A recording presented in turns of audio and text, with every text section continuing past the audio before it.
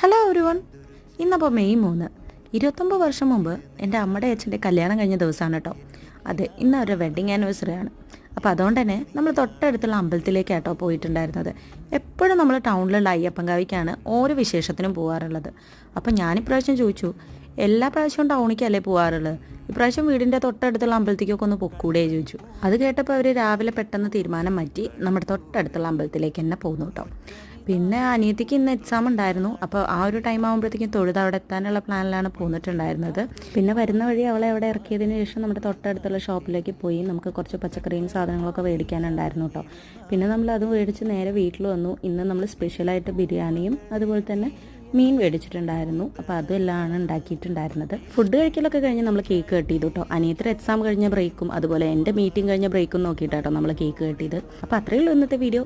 ഇഷ്ടപ്പെട്ട സപ്പോർട്ട് ചെയ്യാനായിട്ട് മറക്കല്ലേ. നെക്സ്റ്റ് വീഡിയോ ആയിട്ട് പിന്നെ കാണാം. ബൈ.